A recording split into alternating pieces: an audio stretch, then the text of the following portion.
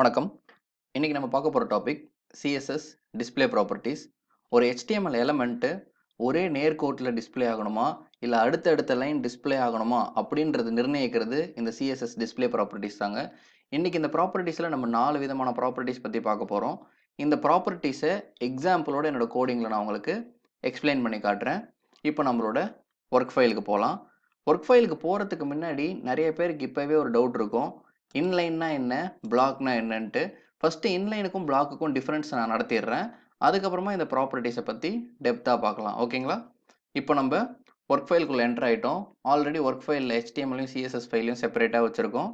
Link statement use பண்ணி external style sheet method மூலிமா HTMLையும் CSSையும் நம்ம லிங்க் பண்ணி வச்சுருக்கோம். ஓகேங்களா? இப்போ நம்ம HTML ஃபைலுக்குள்ளே ஒரு லிஸ்ட் எலமெண்ட்டை கொண்டு வர போகிறோங்க. ஓகேங்களா? இப்போ நான் ஆல்ரெடி டைப் பண்ணி வச்சுருக்கேன். இந்த லிஸ்ட் எலமெண்ட்ஸை நான் கொண்டு வரேன்.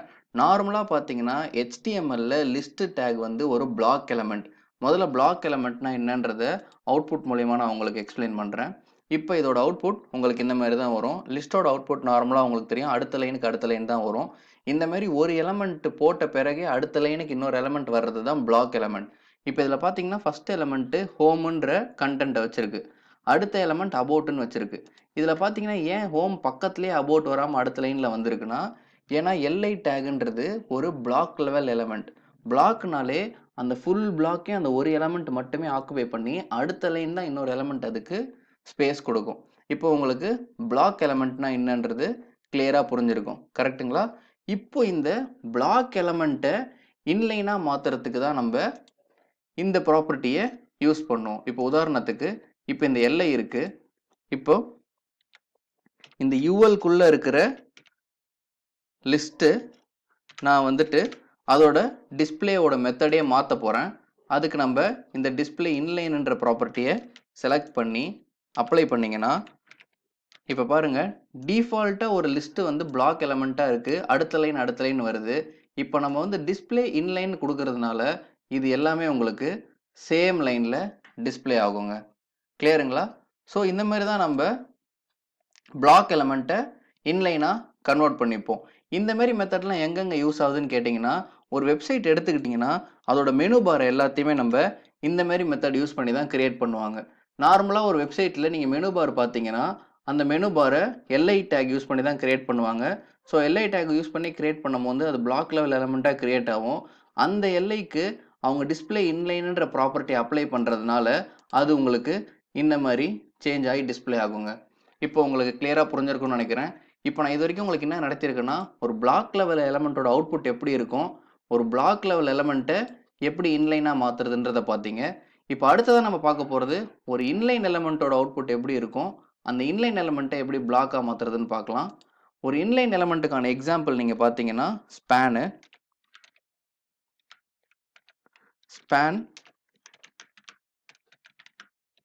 test1 ஒரு கண்டென்ட் நான் கொடுத்துக்கிறேன். இப்போ இதே ஸ்பேனை நான் வந்துட்டு 4-5 எலமெண்ட்டாக காப்பி பண்ணிக்கிறேன்.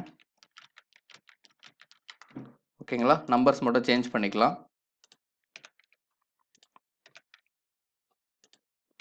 ஓகேங்களா? சேவ் பண்ணிட்டோம். இப்போ இதே மாதிரி தான் இங்கே நம்ம 5 கொடுத்தோம். பட் ஆனால் அடுத்த லைன் வந்துச்சு. இப்போ நம்ம ஸ்பேனுன்ற ஒரு HTML எலமெண்ட் கொடுக்குறோம். இதோட அவுட்புட் பார்க்கலாம். இதோட அவுட்புட் டிஃபால்ட்டாகவே ஒரே லைனில் தான் வரும், அடுத்த லைனுக்கு வராது. ஸோ இதை தான் நம்ம இன்லைன் எலமெண்ட் அப்படின்னு சொல்கிறோம். இன்டர்வியூவில் இம்பார்ட்டண்ட்டான கொஸ்டின்ங்க, ஒரு ஸ்பேன் ஒரு இன்லைன் எலமெண்ட்டுக்கும் பிளாக் எலமெண்ட்டுக்கும் என்ன வித்தியாசம், அது ரெண்டுத்துக்கும் ஏதோ ஒரு எக்ஸாம்பிள் கொடுங்கன்னு கேட்பாங்க. அப்போ நீங்கள் க்ளீனாகவே சொல்லலாம், ஒரு பிளாக் எலமெண்ட் வந்து அடுத்த லைனுக்கு ஆட்டோமேட்டிக்காக கொண்டு வந்துடும், ஏன்னா அது ஃபுல் கண்டெய்னரோட வித்தையும் ஒரு எலமெண்ட் ஆக்குபை பண்ணிக்கும். அதே ஒரு இன்லைன் எலமெண்ட் வந்து எவ்வளோ எலமெண்ட்ஸ் நீங்கள் கொடுத்தாலும் சேம் லைனில் தான் அவுட்புட் டிஸ்பிளே ஆகும். ஒரு இன்லைன் எலமெண்ட்டை அடுத்த லைனு கொண்டு வர்றதுக்கு நீங்கள் HTMLல BR டேக் யூஸ் பண்ணிங்கன்னா மட்டும்தான் அது அடுத்த லைனுக்கு பிரேக் ஆகுங்க. கிளியரா? ஸோ உங்களுக்கு பிளாக் எலமெண்ட்டுக்கு எக்ஸாம்பிள் கேட்டாங்கன்னா நீங்கள் லிஸ்ட் டேக்கை சொல்லலாம். இன்லைன் எலமெண்ட்டுக்கு எக்ஸாம்பிள் வந்து நல்ல எக்ஸாம்பிள் ஸ்பேன் டேக்கை நீங்கள் சொல்லலாம். கிளியருங்களா? இப்போ இதை நம்ம பார்த்துட்டோம். இப்போ அடுத்த கட்டம் நம்ம CSS யூஸ் பண்ணி இதில் என்ன பண்ண போகிறோம்னா, இப்போ வந்து ஒரு இன்லைனாக இருக்கிற அவுட்புட்டை எப்படி நம்ம பிளாக்காக மாற்றுறது, அதுக்கான ப்ராப்பர்ட்டி தான் டிஸ்பிளே பிளாக். ஸோ இந்த ப்ராப்பர்ட்டி நீங்கள் வந்து உங்களோட கோடிங்கில் அப்ளை பண்ணிங்கன்னா, நான் ஸ்பேனுக்கு இதை அப்ளை பண்ண போகிறேன். இப்போ ஸ்பேனுக்கு நான் என்ன பண்ணுறேன், டிஸ்பிளே பிளாக்ன்ற ப்ராப்பர்ட்டியை அப்ளை பண்ணுறேன். இப்போ அவுட்புட் செக் பண்ணுவோம். இப்போ டிஃபால்ட்டாக இன்லைனில் இருக்கிற எலமெண்ட்டை நம்ம பிளாக்காக மாற்றிருக்கோம். அதாவது ஒரு லைனுக்கு இன்னொரு லைன் வர்ற மாதிரி நம்ம செட் பண்ணியிருக்கோங்க. ஸோ கிளியராக புரிஞ்சிச்சா? இப்போ நம்ம சிஎஸ்எஸ் டிஸ்பிளே ப்ராப்பர்ட்டியில் 2 ப்ராப்பர்ட்டியை க்ளீனாக பார்த்துட்டோம். ஒன்று வந்து இன்லைன், இன்னொன்று வந்து பிளாக். இப்போ இந்த 2 எழுதியுமே நான் கொஞ்சம் அட்வான்ஸ்டாக என்னோட லைவ் வெப்சைட்லேயே உங்களுக்கு நான் எக்ஸ்பிளைன் பண்ணி காட்டுறேன். மூணாவது ரொம்ப சிம்பிள் தாங்க. டிஸ்பிளே நன் அப்படின்னா என்னன்னா, ஒரு எலமெண்ட்டோட அவுட்புட் எனக்கு தேவையில்லை அப்படின்னும் போது அதை நன் கொடுத்து நம்ம ரிமூவ் பண்ணலாம். இப்போ இந்த ப்ராஜெக்ட் எனக்கு வந்திருக்கு. இப்போ என் கஸ்டமர் வந்துட்டு என்கிட்ட இந்த பாட்டில் இருக்கிற கண்டென்ட் எனக்கு வேணாம், இந்த இடத்தையே ரிமூவ் பண்ணிவிட்டு இந்த எலமெண்ட்ஸை கொஞ்சம் மேலே வர்ற மாதிரி செட் பண்ணுங்கன்னு சொன்னாங்கன்னா, ஸோ நான் இங்கே எங்கே கோட் இருக்குது ஏது இருக்குன்னு எல்லாத்தையும் பார்த்து ரிமூவ் பண்ணுறதோட சிஎஸ்எஸ்ல ஈஸியாக அதை நான் ரிமூவ் பண்ணலாம். இப்போ பாருங்கள், நீங்கள் ரைட் கிளிக் பண்ணி இன்ஸ்பெக்ட் பண்ணிங்கன்னா உங்களுக்கு இந்த இன்ஸ்பெக்ட் ஆப்ஷன் வரும். ஸோ இதில் இந்த செலக்ட் ஆப்ஷன் எடுத்துக்கோங்க.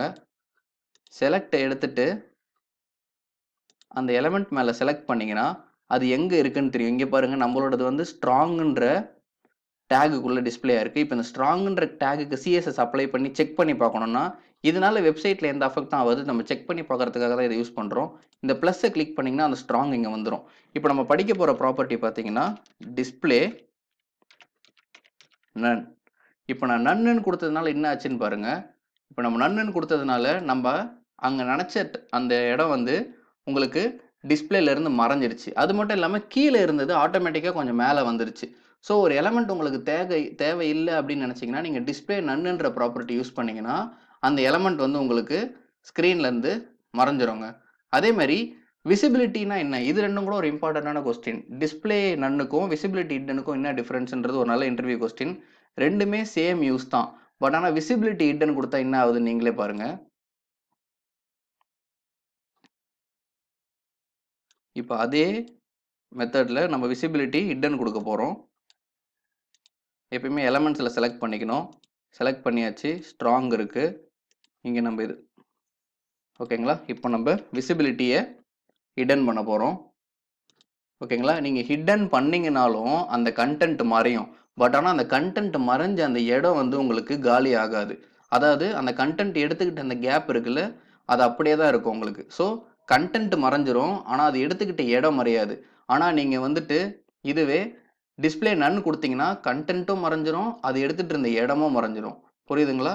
ஸோ இதோட நம்ம சிஎஸ்எஸ்ல இருக்கிற எல்லா டிஸ்பிளே ப்ராப்பர்ட்டிஸையும் க்ளீனாக ஒரு எக்ஸாம்பிளோடையே பார்த்துட்டோம். மீண்டும் அடுத்த வீடியோவில் சந்திக்கலாம். நன்றி, வணக்கம்.